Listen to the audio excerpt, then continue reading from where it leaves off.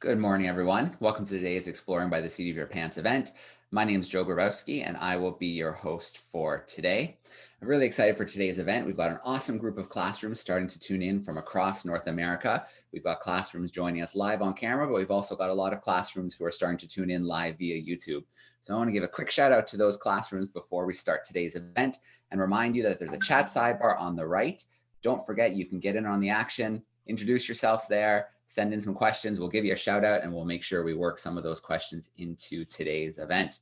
Well, we're really excited for today's event. Today's event is in partnership with Reach the World. We are really excited for this first event, first of many with the MOSAiC expedition. So we are going to be joined by Matthew Shupe today. He is the co-coordinator of the MOSAiC expedition, which is an international polar expedition that involves the freezing of an icebreaker into Arctic sea ice for a year. So Matt is a research scientist with the Cooperative Institute for Research and Environmental Sciences at the University of Colorado and NOAA Earth Systems Research Laboratory. So his fieldwork has been a major element of his research, whether it's Arctic field stations atop the Greenland Ice Sheet, in mountain environments, and aboard icebreakers in the Arctic Sea. And Matt has just returned from the first leg of the MOSAiC expedition. So Matt, it's so awesome to have you joining us live today. We're excited to get to know you a little better, learn a little bit more about leg one and what's to come from MOSAiC. Very good. So I will just share my screen here. And I have a little collection of slides to show with some pictures. That looking all right to everybody there? We got it. Nice and full screen. Great. Well, thanks, Joe. So hi, I'm Matthew Shupe, and I'm sitting here in Colorado right now. I live in Colorado. I'm actually at home today. It's snowing. I hope everybody else is having an equally nice day out. I want to talk a little bit about adventures in Arctic research. I'm a research scientist, and I go to the Arctic a lot, and I want to talk a little bit about that and tell you guys about that. I'll start out with just a little bit of background about myself. So who am I? I was born in Washington, D.C. I grew up in Idaho. I went to college in Washington State, and then I finished my graduate school in Colorado, where I live now. And so I work at the University of Colorado and for NOAA, which is our federal institution that basically forecasts our weather for us. I'm an atmospheric scientist, so I study the atmosphere. I study clouds and other parts of that, and I'll tell you a little more about that in a minute. And I also importantly study climate. So climate is an important distinction from weather, right? Weather is what's happening every day. Like here at my house, it's snowing. It's probably different at your school there. So weather plays out day to day, and climate is what plays out over the course of many years, many decades, and that's what I'm kind of studying: is how is our global system changing? And I, in particular, do that in the Arctic. Why do I go to the Arctic? Well, the Arctic is just so amazing. I went there the first time after I finished college, and I was just wow! It was mind blowing. It's so exciting to see. Ever since I wanted to go back to the Arctic. And be there to observe the Arctic and see the Arctic. So I like to do a lot of Arctic field work, and I'll tell you a little bit about that. But first, let's think about the Arctic. So here's a map on the screen that's basically looking down on the top of our boats, looking down to the Arctic region. And let's get acquainted a little bit. What does the Arctic region look like? I put a couple labels on here where you see right in the middle of it's the Arctic Ocean, and you see the North Pole there. And around that, you see in black the labels of a bunch of the different countries and land masses that are there. You see Russia, and you see Scandinavia, which is part of Europe. You see Greenland, and you see Canada, and you see Alaska. So those are all the land masses around the Arctic Ocean. And importantly, in this diagram, you see that the Arctic Ocean is white. So it usually is frozen. It has ice on it. And same with the land masses around the Arctic Ocean. Those have a lot of snow, and they have ice sheets, and so it's all white in the Arctic typically. And then sometimes you see darker colors, which is where there's ocean that doesn't have ice on it. Kind of our map. And just to tell you a little bit about my own personal Arctic adventures, is I've put up on this map a few different kind of red lines and labels, and these are just different names of places.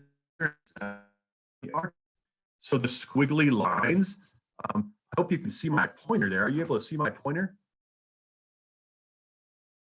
Yeah, we can see the pointer, Matt. Cool. Yeah, so these different lines along this map are different tracks that have been on ships that have gone through the Arctic. And then the different dots with different labels are land-based stations, some in northern Alaska, some on top of the Greenland Ice Sheet. These are different places I've been into the Arctic to go and study the Arctic system. So let's look a little more in detail. Where do I go in the Arctic? Well, I go to the Arctic Ocean. Here's a couple nice pictures of what it's like to go to the Arctic Ocean. These are different ships that I've been on that go and freeze into the Arctic sea ice. So this is all around these ships is just sea ice. It's floating on the ocean. It's maybe as thick as you are tall. And sometimes we put things out on the sea ice, and you see that sometimes there's open ocean where there's cracks in the ice, and sometimes there's lots of snow on the ice. So I go to the Arctic Ocean a lot. That's one place I go. Another is the top of the Greenland Ice Sheet. So the Greenland Ice Sheet is a mile thick of ice. It's really amazing. And it's got all kinds of course, water is captive in the ice. And it's really important to study and understand that. So we'll go to the edge of the ice sheet and get in an airplane and fly and land up on top of the ice sheet with these big airplanes that have skis on them. And I show a picture here of a tent that I sleep in when I go there. Another place I go is Arctic land stations. So this is in northern Alaska, northern Canada. Here's a couple pictures of a place in northern Canada. So you see there's tundra around. There's not a lot of trees there. It's mostly little shrubs. And we have some research stations out there that make measurements. So understand how does the land surface change? How does things like permafrost change? This is frozen soil. How is that changing? And so we go there to study the land stations. And I wanted to say a little bit about what do I study when I go there, when I go to the Arctic. So I am an atmospheric scientist, and I specialize in studying clouds. So clouds are, of course, really important. I think we all see clouds in our day-to-day lives. In the Arctic, they are also really important. And so I study the clouds themselves. I study snowflakes and ice crystals. And I study how the clouds interact with radiation. So this is like sunlight coming from the sun, and this is a radiation emitted by the earth. And so that's a really important part of what I do. And importantly, it's how it interacts with the surface. So how it interacts with the sea ice or the land surface or the ocean, this interaction between the atmosphere, the clouds, and the surface. That's what I study. And I wanted to show a couple pictures of the kinds of things that I do. What are the tools that I use to do my studies of the atmosphere? And so here's a picture of me on a little building that we have on the top of the Greenland Ice Sheet. So you see in the back there, it's just flat and white. And it's that way for hundreds of miles in every direction. We're right on top of the ice sheet. And I'm standing there with some instruments. So things like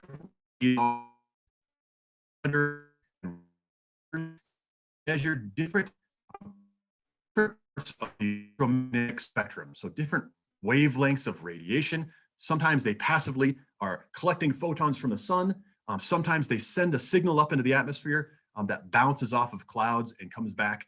And it tells us about the properties of the clouds and the properties of the atmosphere. So we've got all kinds of cool instruments like this that we take to these exotic places in the Arctic.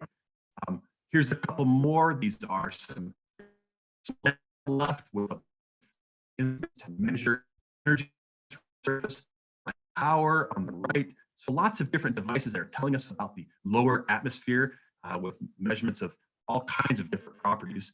We use balloons. We put sensors on the balloons and send them up into the atmosphere to tell us what's happening overhead, above us. Things like the temperature. What is the temperature there? Or how much moisture is in the atmosphere? These are really important things for us to understand. So why do I study the Arctic? Why do I go there? Well, one thing is that it's changing so much. It's one of the areas on our globe that's changing faster than any other part of the globe as a result of our overall global change and climate change and global warming. So things that are changing, the ice sheets are melting, the habitat is changing for polar bears, for example. Hey, Matt, I just want to pause you for a second. We're getting a little bit of feedback with the microphone. Can you just experiment? Can you try standing a little further back and see if that helps? Yeah, how about this? Is that better? Yeah, let's try from there and see if that helps clear it up a little bit. I'm just not sure why, but we're getting some feedback. Oh, I'm really sorry about that. That's okay. I can check the settings if that would be useful, but I don't know if that's going to change things. Try from where you are, because things are sounding a little bit better as you're talking right now. Sounds great. So yeah, the Arctic is changing a lot. That's one of the reasons that we go there. It changes so quickly, and we really want to understand that change so that we can understand what that means for us back where we live, how that might affect the weather, or how that might affect things like the oceans and fishes that are growing in the ocean that might affect our food supplies, and many other reasons. I'm going to actually show one plot here, and I think that you guys are all you can all hang with me on this. This is a really important plot that gives you some context for why we go to the Arctic. And so this is data that comes from models. Right? We develop models that tell us about our Earth system. And one of the important things that these models tell us about is what's happening to the sea ice. Right? Sea ice is starting to melt as the Earth is getting warmer. And so what I'm showing in this plot is the extent of sea ice, how much ice is covered at the very end of summer. And this shows from the year 1900 through the year 2000, all the way to the year 2100. So right now we're at the year 2020. So we're kind of right in the middle of this plot, and this shows how the sea ice extent is declining over time. And this is predicted by models, right? We use models to predict what's going to happen in the next coming years. And so this plot tells us, at least the models tell us, that the sea ice is going away. It's starting to decline really rapidly. And maybe by the time that you all are 80 years old or something like that, the ice in the summertime might be gone in the Arctic. This is something that we don't really know for sure. All these different curves on this map are different models, some from the US, some from China, some from Russia, France, all these different countries do the best they can to predict these things. And one of the important things in this plot is that the models don't agree with each other, right? They have different answers. So that tells us that we really don't understand everything about the Arctic system and how it's changing. So this is one of the motivations for why we need to go to the Arctic, to study the sea ice, to study these processes, and then be able to improve our models to represent them better. And so that's where we come to MOSAiC. MOSAiC is this really fantastic expedition into the Arctic. I just got back from it, actually. MOSAiC stands for Multidisciplinary the Study of Arctic Climate. So this is an acronym. You put together the letters in that name, and it creates MOSAiC.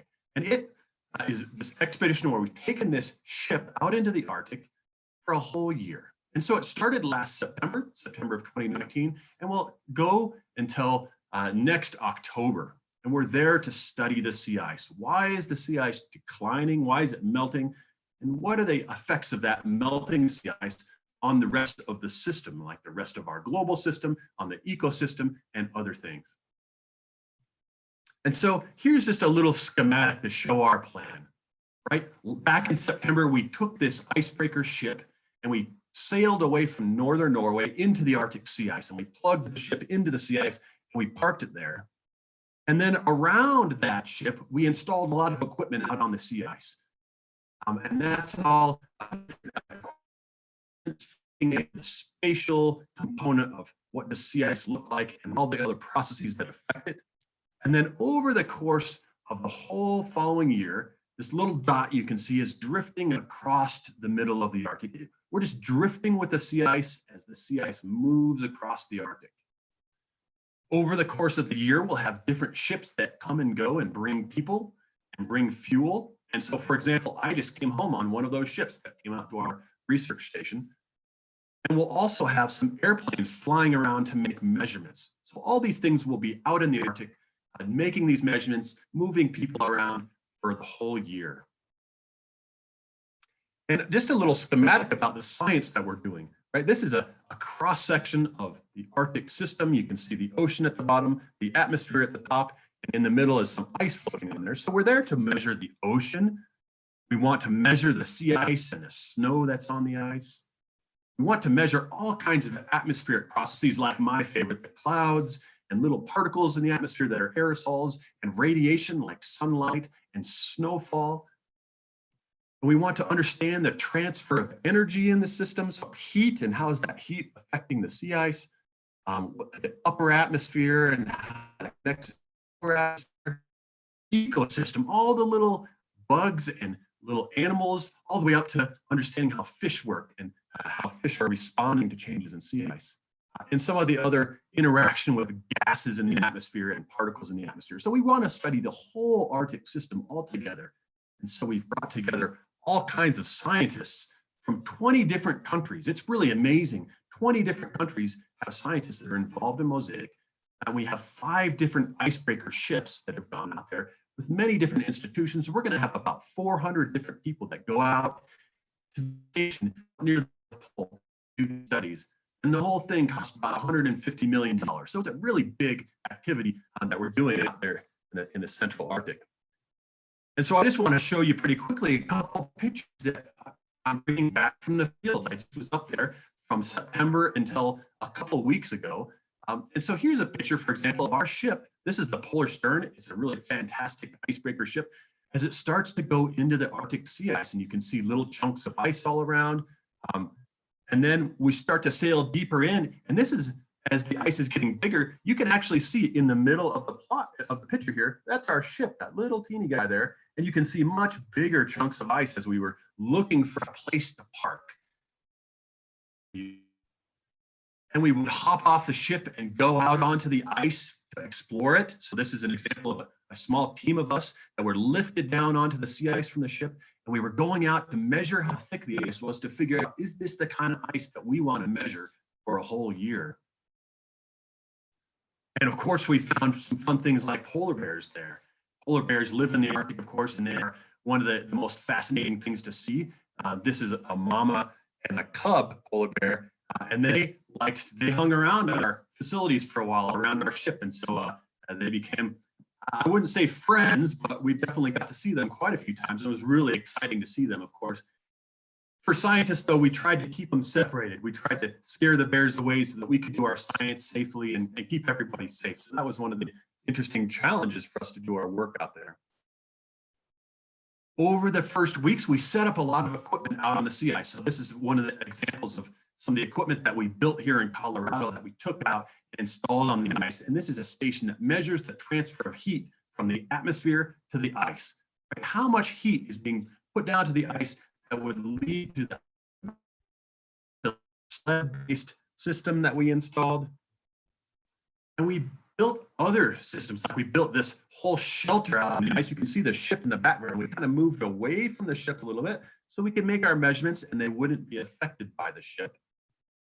We would set up lots of instruments and equipment. You can see all these people working together from all these different countries to put together instruments that we're building out on the ice, building towers, building other devices. Here's a picture of me doing some cabling on there. You can see that it's starting to get dark, and that's a really interesting thing about the Arctic as well, is in the winter time, it gets dark. So in the middle of October, last October, the sun went down, and I didn't see it again until I came home. It was gone for 3 months for me. Pretty amazing, totally dark the whole time. But here's a picture of our research station on the ice with towers and other instruments, and you see the ship in the background. We also had to fly around to visit all these other installations that we had on the ice that were near the ship, maybe 10 miles away. Helicopters fly out to those stations. And the objective there is to look at how do things vary spatially, right? Is the sea ice over there the same as the sea ice over here? Or how does it behave differently? And so we really wanted to make measurements in a lot of different locations. And so we would fly to some of those with helicopters. Here's a picture of one of my research teams out there. You can see these nice fancy red suits we had. They were flotation suits. So if anybody fell into the water, because remember, we're just standing on ice that's floating on the water here, and sometimes there was cracks. So these suits would help to keep us floating if we ended up falling in the water. And they would also keep us really warm because it's cold there. You see it's all dark and cold in the middle of the Arctic winter. And sometimes it would get all blizzardy. You see this scene in the dark with the snow blowing all around our instruments. Or sometimes you can see this is looking off the front of the ship. There would be cracks in the sea ice. And so that's the open ocean there. We try not to to fall in there. And those cracks were a big challenge for us because maybe they would crack right under our instruments. And so we'd have to rescue our instruments.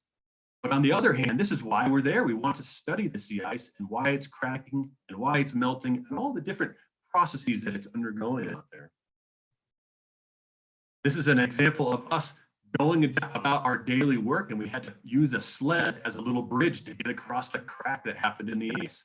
So it's really exciting every day. This is the middle of the day, by the way. You can see it's pretty dark out there. The lights are from the ship.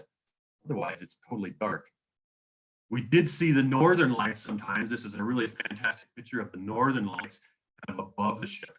Really beautiful with green colors dancing across the sky. Research team from this first leg, the first part of MOSAiC. These were all the people out there. You can see we had tons of people, like I said, from many different countries working together to really understand the Arctic system together and to solve some of the mysteries of why the sea ice is melting. And then this happened in the late December, kind of right before Christmas time, is another ship came. So you see our ship and you see another ship right next to it. Another ship came to pick us up, and pick me up, and many others. And we went home, and as we were going home, this is some of the amazing scenes that we saw. This is called pancake ice. So you can see the front of the ship, and we're sailing into the ocean as we're heading back towards Norway. We saw these little teeny pancakes of ice all over. Really just a beautiful scene, really amazing, as we navigated back towards Norway. And there we could get to an airport and fly home. And I made it home 3 days after the New Year. I just missed the New Year's celebration here, but it was nice to be home. And that was my quick little tour of MOSAiC. I just want to say thanks for listening to it.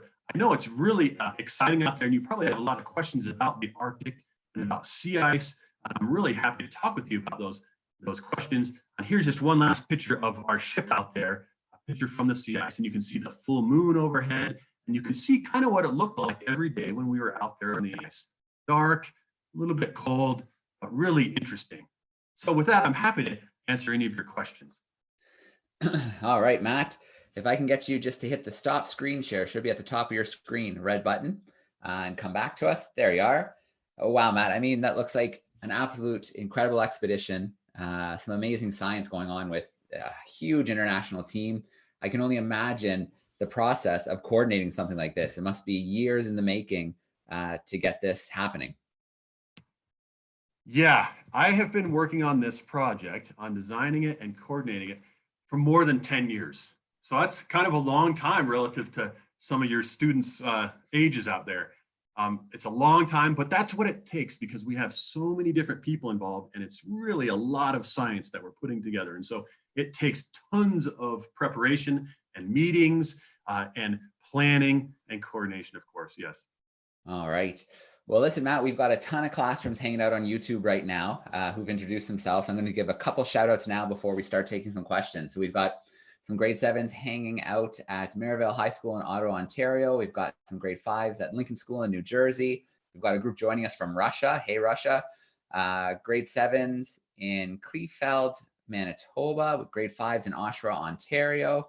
7th graders in Denver. So we have lots of students tuning in to the live feed, but let's meet some of our camera classrooms. So we're going to take a little trip to Austin, Texas first. We've got some 4th graders hanging out with Mrs. Skinner. How we doing, 4th graders? Good.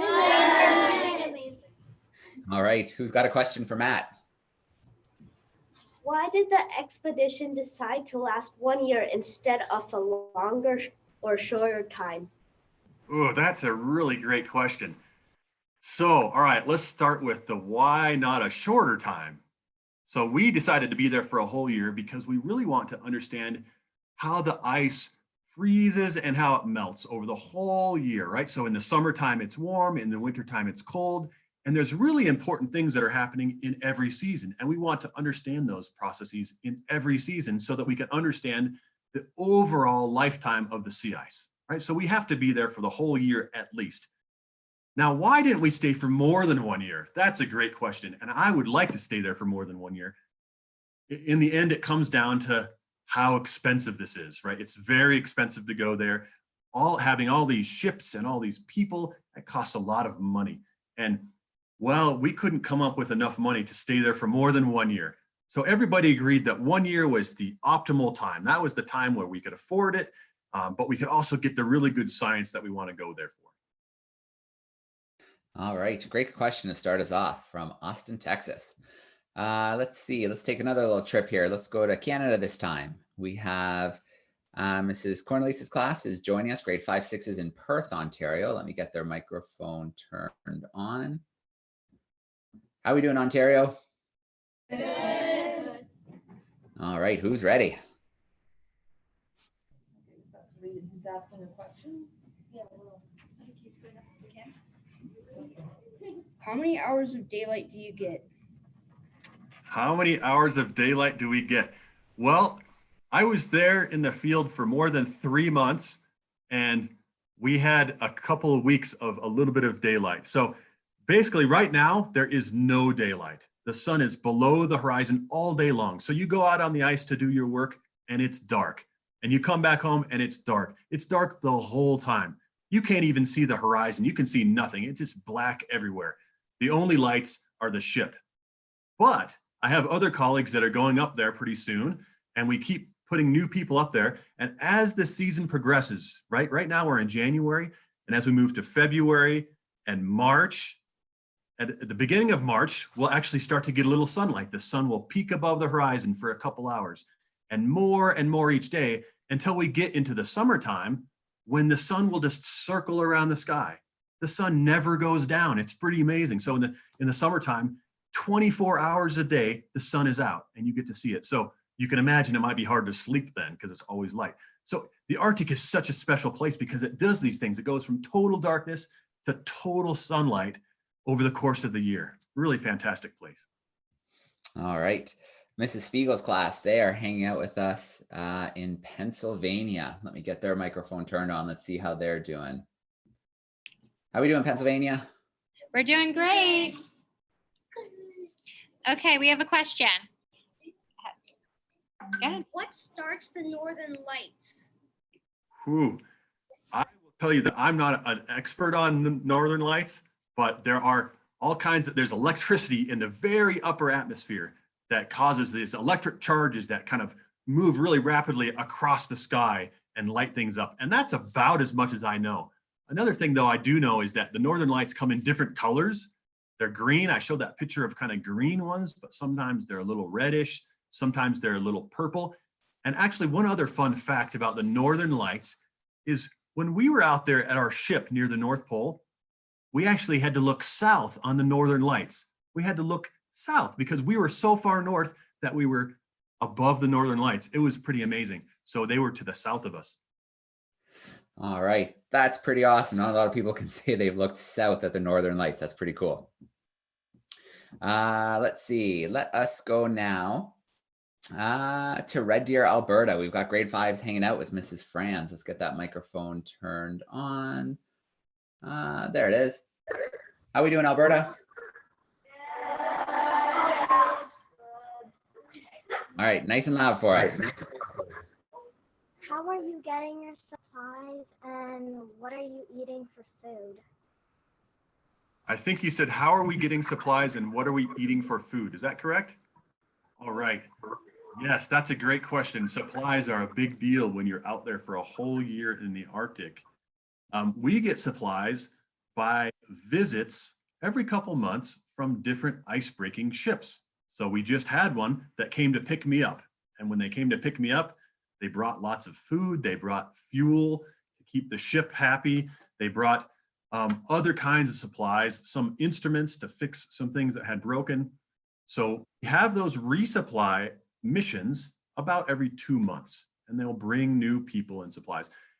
As to what we eat, well, on board the ship, they have a whole kitchen crew that makes our food, and it's a German icebreaker. So we have generally German food. So there's lots of potatoes. There's lots of people that eat meat. I don't eat meat. I'm a vegetarian, so I would eat some vegetables. There's lots of cheeses and really nice bread, like rolls that they would bake fresh. So a really nice, nice food there on the ship. They really took good care of us. And so we had great meals to help give us energy to go out there and work hard on the sea ice. All right. So Matt, just building on that question, Mrs. Latour's group is fifth graders joining us on YouTube from New Jersey, and they're wondering about water on the ship. Are you resupplied with water, or do you filter the salt water for use on the ship? Yeah, I believe the system is a reverse osmosis system. And I don't even know all the details of how that works, but effectively, yes, it's pulling out fresh water out of salt water and separating those, because you don't want to drink salt water, but there's a great supply of fresh water on the ship. The ship has really fantastic facilities that produce plenty of water for us to drink, plenty of water for us to take showers. They even have a swimming pool on board. It's really amazing. There's a ton of water there in that swimming pool, and you can go and get a little exercise. All right, very cool. We're going to jump to Mrs. Matson's group. They are joining us from Green River. I believe that's Wyoming, but they'll correct me if I am wrong. So let's get that microphone turned on. How are we doing, boys and girls? Hi. So my third hour class just ended, but they did have a question. They wanted to ask you, so you're up there studying the impact and what's happening to the sea ice. Do you guys have things in place that help you to reduce your own carbon footprint while you are up there?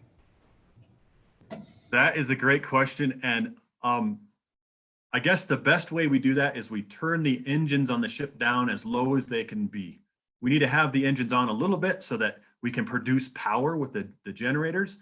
But we try to turn the engines down as low as possible so that we pollute the environment as little as possible. Because of course we're trying to study the environment and we don't want to measure the exhaust from a ship, right? So we're trying to limit that as much as possible, but it does happen some, unfortunately. Yeah, and I imagine too, that's why some of those camps and some of those instruments you showed, were set up so far away so that you can monitor a wide area and also be removed from maybe input from the ship. Yeah, definitely. The pollution from the ship, even things like I look at the atmosphere and the ship causes turbulence. You can imagine as the wind blows, it will go over the ship and cause all this turbulence. And we don't want to measure that. We want to measure the turbulence that's caused by the ice. And so we want to make sure that we're enough away from the ship so that we're not measuring the ship, but instead that we're measuring the natural environment. All right, we're going to head to another class in Pennsylvania this time, some high schoolers with Mrs. Rapone. Let me get their microphone turned on. How are we doing, Pennsylvania? Hi. My eyes. What I got? Look there. All right, we're ready for you, bud.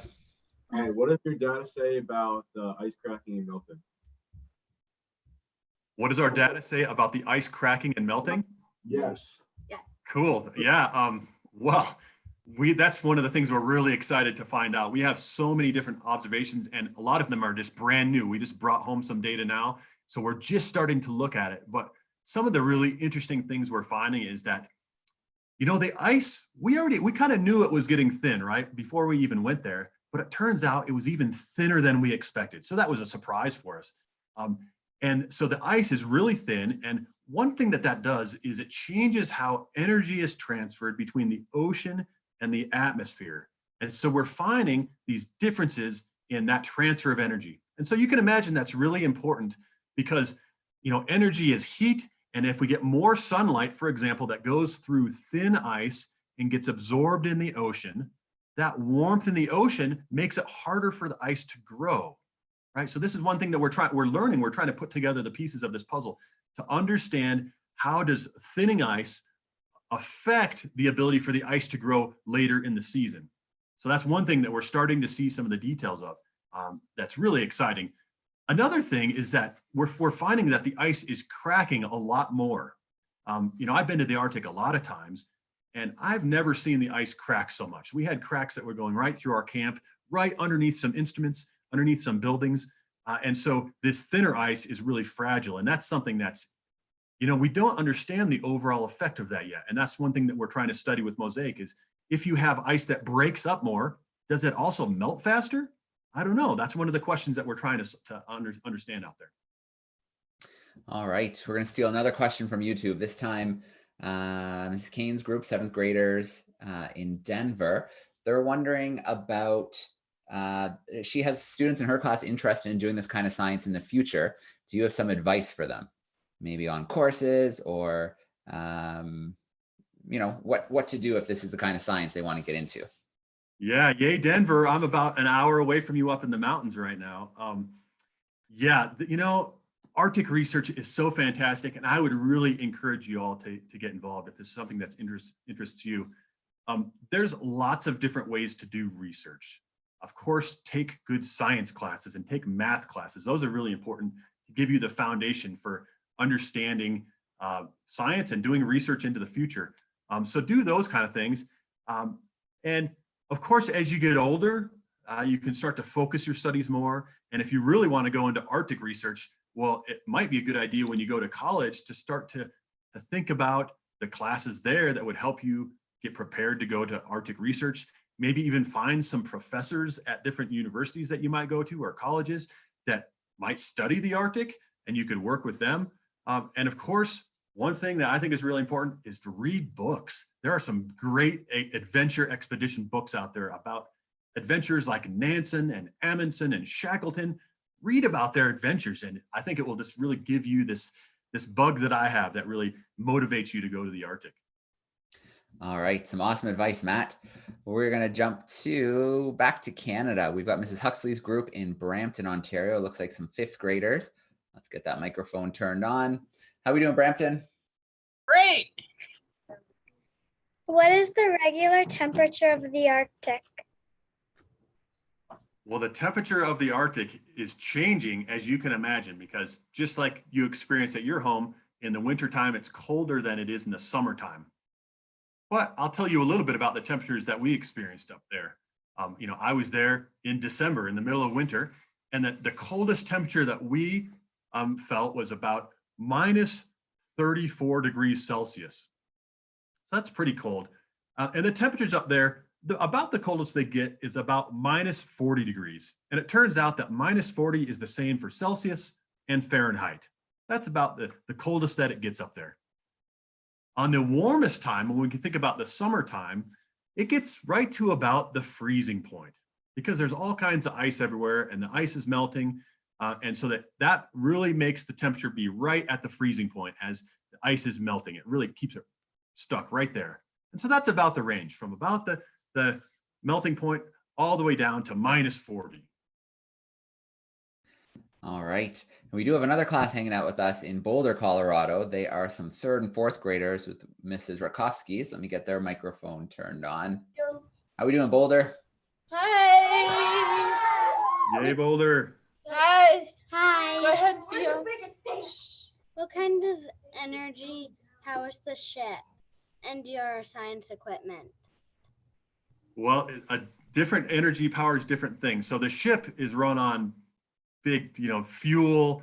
It's kind of, it's actually kind of nasty fuel. It's ship fuel. So it creates a little pollution, and I don't really like that so much. So we try to keep those engines as turned down as possible. But we have some really cool other things that are out there on the ice. Some of our instruments and how they're powered, that's really interesting. We actually have remote sites that are powered by fuel cells. So these take methanol, and they don't burn it, but it's a chemical reaction that creates power and powers our stations. And the exhaust from those is water. That's it. So no pollution. So it's really cool. So we have some sites like that. We have other sites that have little wind generators, wind turbines that turn in the wind and create electricity. And of course, we also have some solar panels. So we really like our instruments to be powered by these different ways that don't cause pollution, because we want to be out there to measure this pristine environment that's not polluted. All right, great question. Let's see, we want to visit grade 7s in Manitoba, and they're wondering about your downtime. So when you're not out on the ice, when you're not working with an experiment, what are you guys getting up to on the ship? I will say that I didn't have a ton of downtime when I was there. I was working really long days, but there is some downtime. We actually, there was some soccer games out on the ice, if you can believe that. We created a little soccer field and had some soccer games. We would go do a little skiing out on the ice. On board the ship, I said that there was a swimming pool and there's a sauna and some exercise facilities. Lots of people would play games, play card games, reading books. So there's quite a few different activities and just general socializing. It's really fantastic to be on board a ship with all these different people from different countries, and they bring their own stories. And so it's really great to just socialize with people and learn about their stories. You know, somebody from China or from Russia or from Germany or from the US, we all bring our different perspectives. And so that was really exciting to me, just to see all the different people there and learn about their traditions and their the reason they came to the Arctic. All right. Well, Matt, I think we can squeeze in one or two more questions. So classrooms, if you want to give me a big wave, if we need to come back to your classroom, if you have something that you're just really want to get out to us. So let's start with Mrs. Skinner's group. I'll turn your microphone off. You guys want to squeeze one more in? Are you seeing human impacts such as plastic pollution in the Arctic? Wow, that's a great question. And you know what? We have a project that's looking at plastic pollution. They're looking at what's called microplastic, right? Little teeny particles of plastic. They will take the ocean water and filter it and look at how much plastic is there. And I don't know what the results are yet, but I'm pretty sure there's plastic there. So some of these measurements will be the first of their kind out in the central Arctic. So we'll get to see how far our little plastic pollution is actually going into the Arctic system. So that'll be an interesting result that we'll find out. So stay tuned and we'll see. All right. So I read an article recently, Matt, that they were finding even little plastics in the air. Is that something you're sampling for out there as well? Yes and no. We measure all the particles that are in the air. And in some cases, we are looking at the composition of those. And so that's one thing that there's not been a lot of research in the Arctic about yet. And so we'll have to see if some of our chemical composition measurements are going to tell us about what those particles in the atmosphere are made of. All right. Mrs. Cornelius's group, I saw some waving there. So do you guys have another one? I'll pop your mic on. Yeah, we do. Go ahead, Lana. Oh, big voice. How many engineers are on the boat, or are there just scientists that run the boat? I didn't quite miss that. You said how many what are on the boat? How many engineers are on the boat? How many engineers are on the boat or not, or just scientists? Well, there's a lot of different kinds of people on the boat. There are 100 people on the boat at one time. And some of those are the crew that drive the ship. Some of them are the engineers for the ship that make the engines work. Some of them are scientists like me. Some of them are polar bear guards. Some of them are engineers that design scientific equipment. So we have all kinds of different people that are on board that have different jobs to help make this whole expedition possible. All right. Well, very cool. Matt, thank you so much for connecting with us today. This is just the first of many connections with MOSAiC and different scientists as they come off from different legs of the ship. So boys and girls, we will be updating the website with lots of different events with scientists working on all kinds of different projects on the ship. But Matt, that was an awesome introduction to the expedition. Again, you really can appreciate what it takes to be the co-coordinator for something this large and this intense. I imagine you're excited, but I imagine there's still a lot on your plate as the expedition continues going along. So thanks so much for taking some time to hang out with our classes across North America today. Yeah, thank you all for showing up and listening and being attentive, and great questions. It's really great to see these awesome questions from you. And I would encourage you to pay attention. We have a really good website for MOSAiC, and you could probably find that information to just follow what's happening out there with the ship. So I'd encourage you to do that. And for those that are interested in Arctic research, I'd say go for it. It's so fun and exciting, and you will not be sorry that you would do that as a career. So go for it. All right. Last thing we're going to do today, I'm going to turn the microphones on. Boys and girls, let's get nice and loud. A big goodbye and thank you for Matt, and then we'll sign off for today. So